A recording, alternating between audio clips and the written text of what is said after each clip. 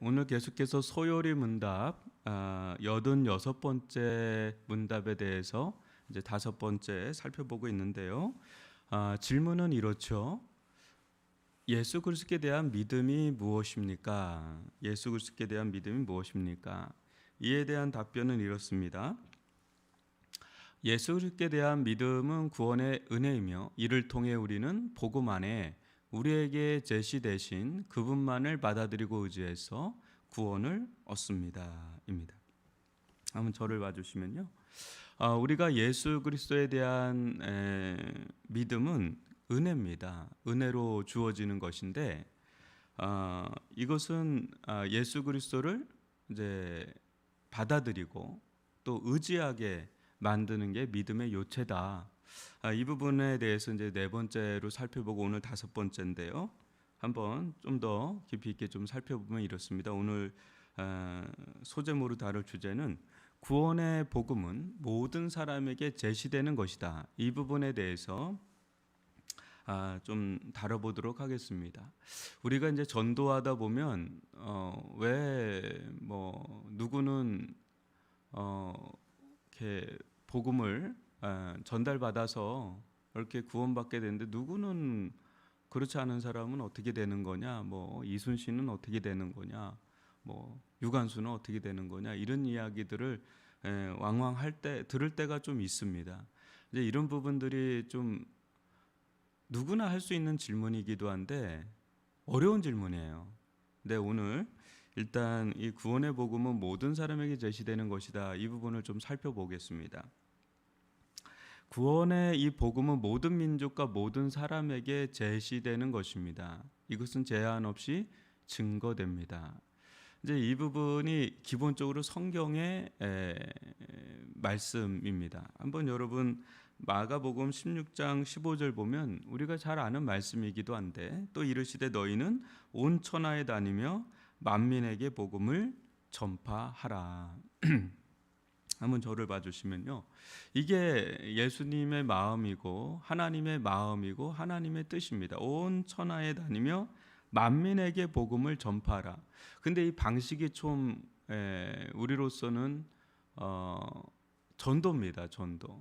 그러니까 전도라는 게 상당히 제한적이잖아요. 그죠? 예수님도 모든 사람을 만나고 간 게 아니라 유대 이스라엘이란 나라의 사람들 그냥 육체적으로 만나고 다닌 거기 때문에 매우 제한적인 활동을 하셨습니다.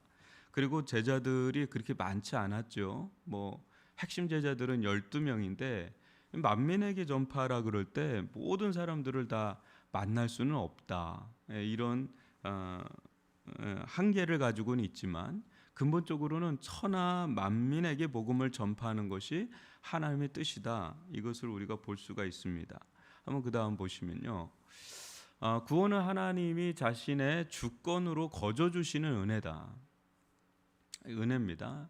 그러나 복음은 모든 곳에 모든 사람에게 회개할 것과 믿을 것을 요구합니다. 한번 보시면요.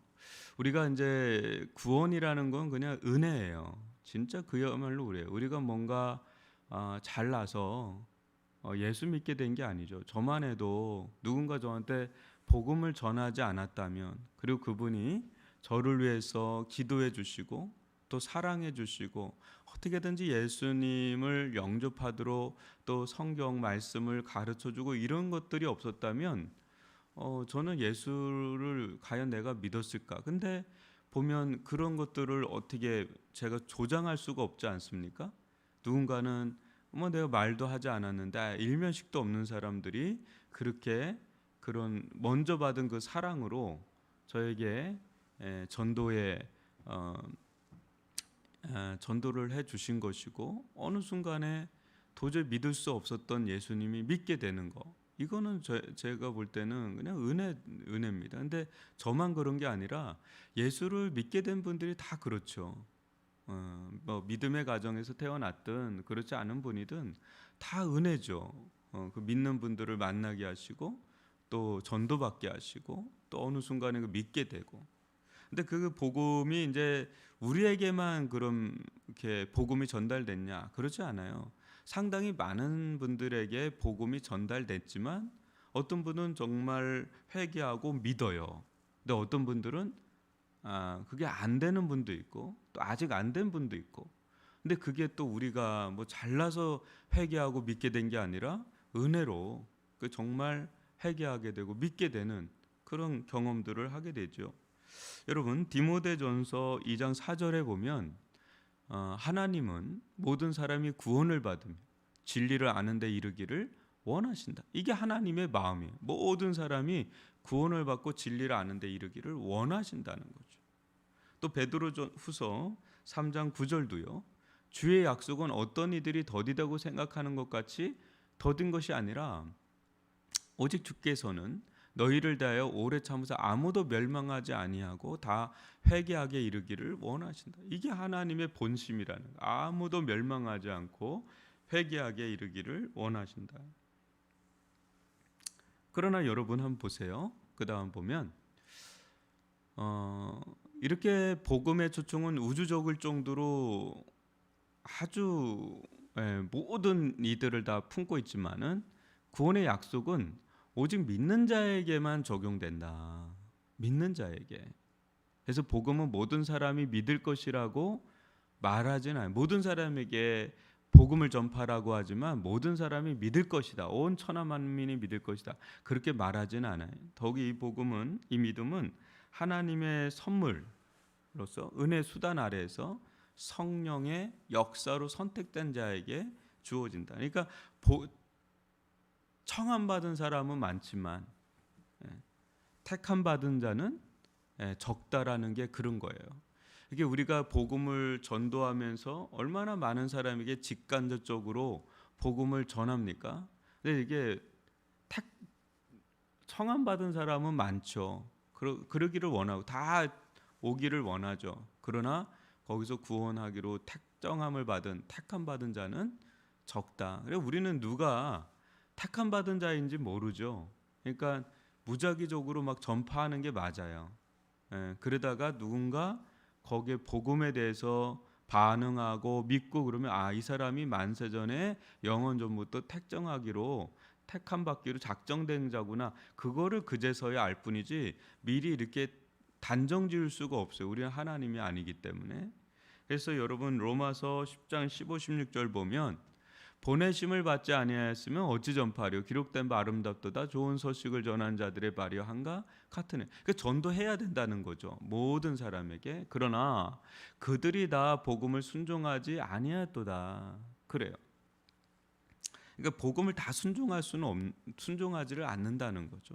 그럼에도 불구하고 우리는 하나님의 마음을 품고 다 천하 만민을 대상으로 다 복음을 전해야 될 사명이 있고요. 그런 가운데 성령께서 은혜를 베푸시고 역사하셔서 예수 그리스도를 받아들이는 자들이 있어요. 그 자들은 회개하고 예수를 믿죠. 그건 너무나 큰 은혜고요. 구원의 은혜죠. 그런 일련의 가정을 통해서 예수 그리스도를 믿게 된다는 겁니다. 오늘 여러분 간단하게 구원의 복음 모든 사람에게 제시되는 것이라고 하였습니다. 그런 것을 안다면 우리는 천하 만민에게 복음을 전파할 사명이 있는 거고요. 특별히 우리 교회는 그런 사명이 있는 것이고요. 그러나 모든 사람이 받아들이지는 않을 겁니다. 예수님께서 복음을 전하셨고 하나님 나라의 복음을 전하셨지만 기적과 이적을 행하셨지만 다 예수님을 믿는 것은 아니었습니다. 심지어 예수님을 십자가에 못 박아 죽이라고 할 정도로 그렇게 거부 반응을 일으켜요. 그러나 그 중에 예수 그리스도를 받아들이는 사람들 또한 있었다는 것이죠. 사도행전에서도 우리는 그걸 볼 수 있고 오늘날 또 우리는 그것을 볼 수가 있습니다. 이 구원의 복음에 대해서 성질에 대해서 우리가 예수를 믿는다는 게 뭔지에 대해서 5번째로 살펴봤는데요. 오늘 주신 말씀을 가지고 잠시 기도하는 시간 갖겠습니다.